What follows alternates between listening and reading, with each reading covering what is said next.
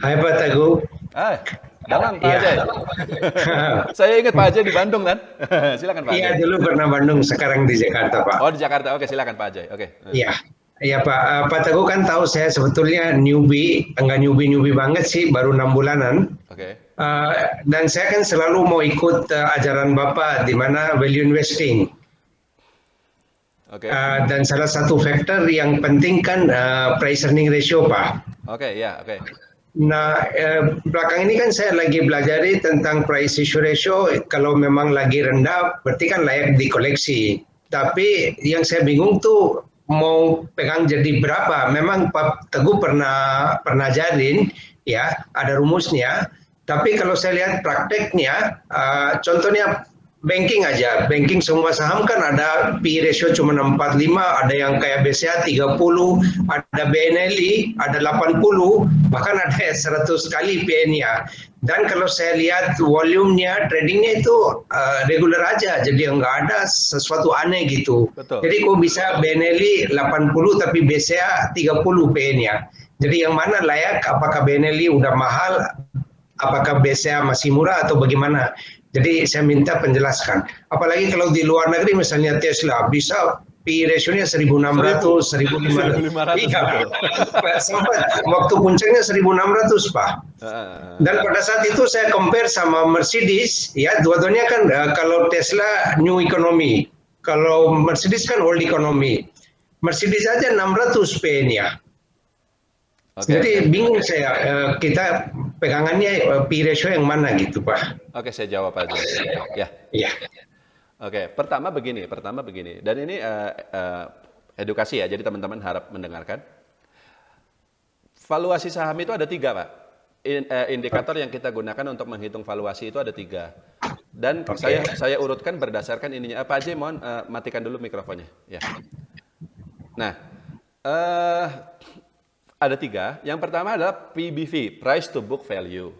Price to Book Value ini adalah nilai saham ya, harga saham, market cap, dibandingkan dengan nilai ekuitas perusahaan.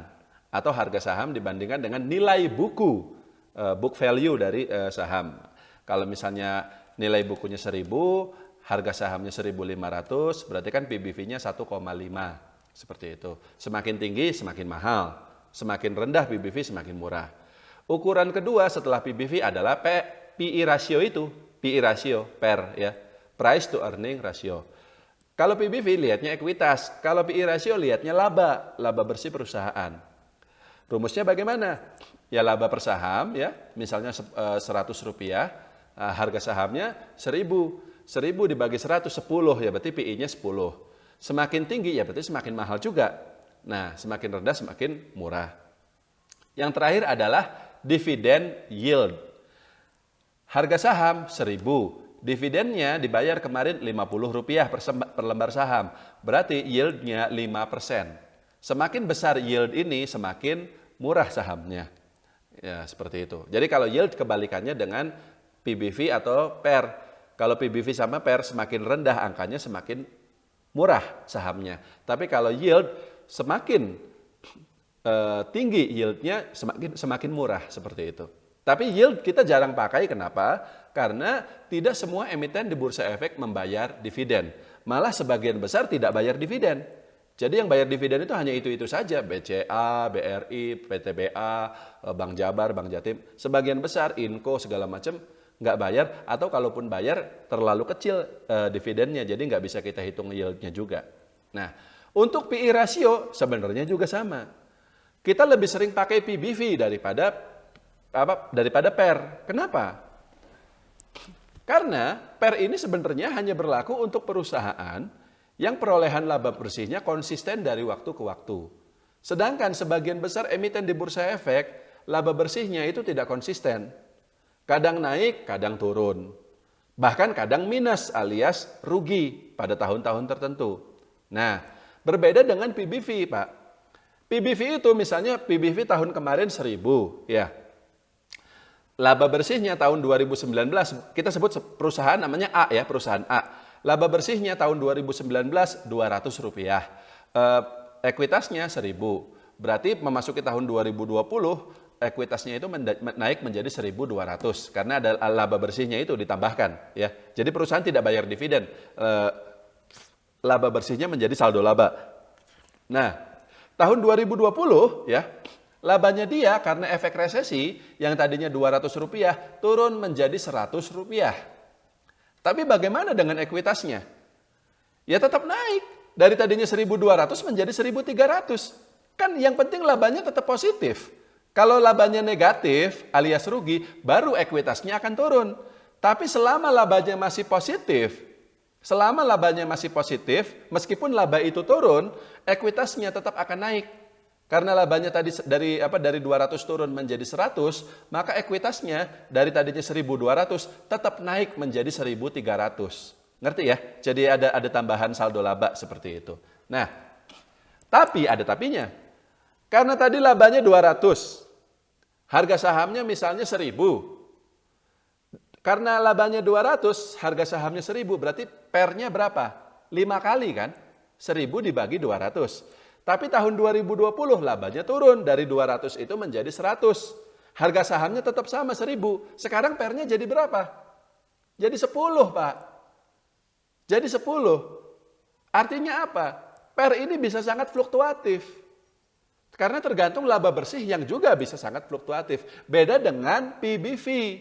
Karena selama perusahaan membukukan laba, PBV-nya akan naik terus, maka angka PBV ini tidak akan berubah-ubah. Segitu-gitu aja. Balik lagi ke tadi. Harga sahamnya 2.000. Karena ekuitasnya di tahun sebelum 2019, sebelum pandemi, itu 1.200. Berarti kan PBV-nya 1,8 lah. Ya, 2.000 dibagi 1.200. Enggak, kalau dibagi 1.200 berarti ya sekitar 1,7 lah, 1,7. Nah, tahun 2020 harga sahamnya tetap sama 2.000 ya. Ekuitasnya naik menjadi 1.300. Ya PBV-nya berarti ya tetap segitu. Malah jadi turun sedikit dari 1,7 menjadi 1,6. Tapi pernya naik. Dari pernya tadinya hanya 5 kali menjadi 10 kali karena laba bersihnya dari tadinya 200 turun menjadi tinggal sisa Rp100. Inilah kenapa saya katakan ukuran yang paling dasar yang kita pakai itu PBV dulu, baru per. Karena per ini bisa sangat berubah-ubah.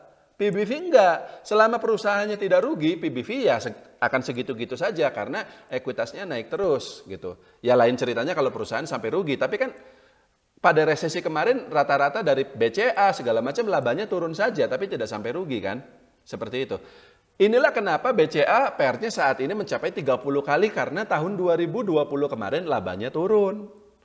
Tapi kalau nanti di 2021 labanya naik lagi seiring dengan pemulihan ekonomi dan seterusnya, maka PR-nya yang 30 kali itu bisa menjadi 14 kali lagi, Pak. Gitu. Jadi dalam hal ini kita lihatnya karena gini, karena tahun 2020 kemarin itu bukan tahun yang biasa. Itu adalah tahun krisis. Semua emiten tidak peduli sebagus apapun kinerjanya di masa lalu, tetap kinerjanya pada tahun 2020 itu turun. Karena turun, PR-nya jadi tinggi semua. Gitu. Tapi PBV-nya tidak berubah, iya kan? PBV BCA sebelum resesi sekitar 4 kali. Ya sekarang masih sama. Gitu. Jadi kita lihatnya PBV-nya saja dulu. Nah, PR ini nanti akan turun dengan sendirinya untuk BCA, untuk BNI, BRI, Mandiri dan seterusnya itu ketika laba mereka naik lagi di tahun 2021 ini. Nah, barulah ketika itu kita bisa cek lagi. Kalau misalnya BCA labanya sudah naik, tapi kok PR-nya masih tinggi juga. Dari tadinya 30 kali turun tapi masih sekitar 20 kali. Ya berarti tetap masih over value itu. Tapi kalau nanti labanya naik dan PR-nya yang 30 kali itu setelah kita hitung, sekarang tinggal sisa misalnya jadi 12 kali. Nah itu baru udah murah. Cuman sayangnya kalau saya bisa katakan pada harga sekarang, yaitu PBV-nya masih sangat tinggi.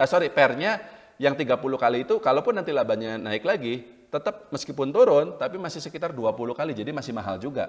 Karena harga saham BCA ini kan sekarang udah lebih tinggi dibanding harga saham dia sebelum resesi. Sebelum market crash bulan Maret 2020. Udah 30.000 sekian. Tapi cara ini bisa kita pakai untuk saham-saham Astra contohnya. Astra kan labanya turun. Ya PR-nya jadi tinggi kan? Nah tapi nanti mudah-mudahan labanya kembali naik, PR-nya turun. Perusahaan-perusahaan batu bara sama sekarang PR-nya tinggi semua, tapi nanti begitu labanya naik, ya PR-nya akan turun. Tadi Pak Ajay juga nyebut soal Bank Permata, BNLI ya, PR-nya 80 kali. Nah, mungkin itu memang karena efek labanya kemarin dia turun. Tapi kalau menurut saya, kalaupun nanti labanya dia naik lagi, ya tetap aja dari 80 itu turun-turun masih 40 kali juga, masih 30 kali, masih tinggi juga gitu. Jadi dalam hal ini, ya tetap kita nggak bisa bilang bahwa BNLI ini kok bisa sampai 80 kali naiknya PR-nya gitu. Karena ada peristiwa krisis itu yang bikin laba-laba pada turun, laba bersih emiten pada turun, akhirnya valuasi PR-nya menjadi tinggi semua gitu. Tapi nanti itu akan tersesuaikan. PR itu akan tersesuaikan ketika emiten satu persatu merilis laporan keuangan untuk kuartal 1 2021, laba mereka kembali naik, nah baru PR-nya itu akan turun. Nah baru kita cek lagi, saham apa aja yang sekarang PR-nya berdasarkan laporan keuangan terbarunya yang labanya naik itu, yang sudah kembali PR-nya rendah. Berapa sih rendahnya? Ya untuk blue chip di bawah 14, untuk second liner di bawah 10, that's it. Gitu. Tapi kita nggak bisa pakai laporan keuangan tahun 2020, nggak bisa Pak, karena itu labanya kan turun semua gitu. Jadi kita tunggu nanti 2021. Kurang lebih seperti itu Pak Ajay, cukup ya? Cukup Pak? Oke mantap, ya oke. Lanjut. Oh ya, satu lagi yang tadi Pak Ajay bilang kalau di Amerika itu Tesla sampai 1.500, Mercedes 600. Ya itu emang bubble semua itu. Saya bentar. Ya bubble kan karena dikasih duit terus ya, cetak duit terus ya. Stimulus-stimulus itu ya duit masuknya kemana lagi? Pasar modal lah. Bubble, tapi kalau di Indonesia enggak Pak, kita enggak bubble. Jadi kita tinggal tunggu ekonomi recover, kemudian per itu akan menyesuaikan dan harga-harga saham ya baru bisa naik lagi gitu. Seperti itu. Lanjut ya.